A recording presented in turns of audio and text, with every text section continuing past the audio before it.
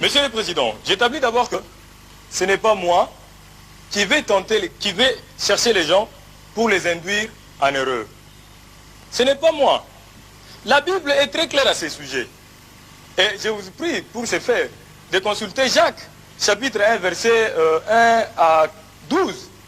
Vous constaterez que ce que je dis est vraiment vérifié. Si votre délicatesse peut permettre que je prenne la Bible pour que je vous en fasse lecture. Prévenir Satan le diable. Monsieur le Président. Le juge assesseur fera la lecture à votre intention. Merci, Monsieur le Président. Prenez la Bible. Épître de Jacques, chapitre 1, versets 14 à 15. Je cite.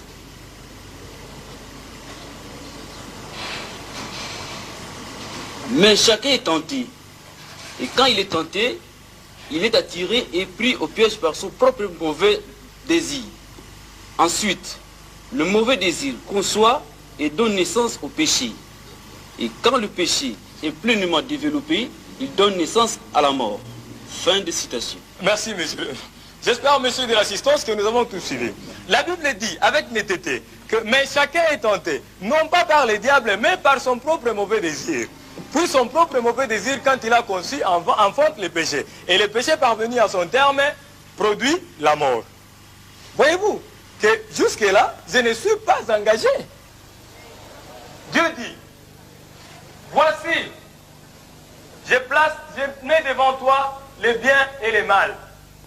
Mais toi, choisis les biens afin que tu vives. C'est dans Ésaïe, Dieu dit ça. Voici, je mets devant toi les biens et les mal. Dieu dit, je mets, c'est Dieu lui-même qui met les biens et les mal devant l'homme. Il dit, mais toi, choisis les biens afin que tu vives. Mais Dieu met les mal. Les mal, c'est quoi? Les mal, c'est qui?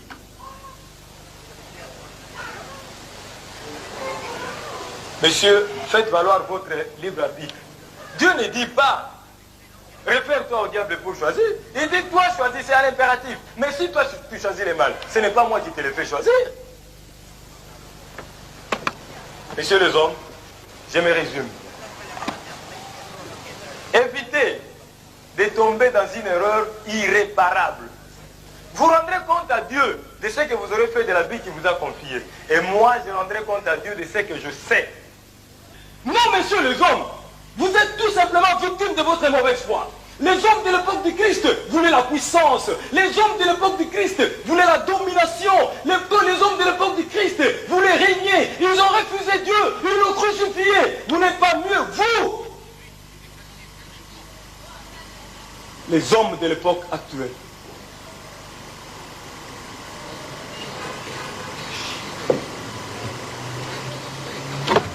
Messieurs les hommes, encore une fois, soyons sérieux.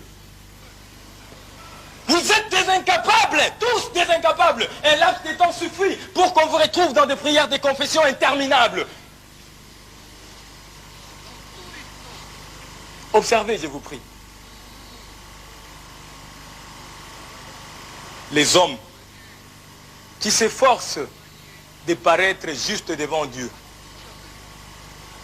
Eh bien, vous constaterez que je ne compose jamais avec ces personnes-là, bien que par moments, il m'arrive de perturber leur vie. Mais pourquoi pensez-vous que je ne compose jamais avec ces gens-là? Pourquoi? Eh bien, parce que je n'ai pas qualité. Mais pourquoi croyez-vous que je ne compose jamais avec ces gens-là? Eh bien, parce que tout simplement, cela m'est interdit. Je n'ai pas les droits, je n'ai pas le pouvoir de m'immiscer dans leur vie.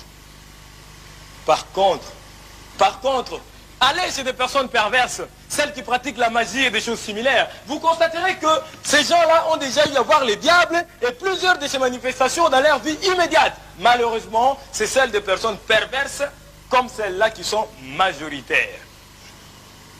Vous fréquentez les cimetières en quête de puissance dominatrice que les esprits malins procurent aux mauvaises gens. Vous aimez l'argent par-dessus tout. Vous enviez la femme du prochain. Tout cela est réprimé par la Bible, mais vous les faites.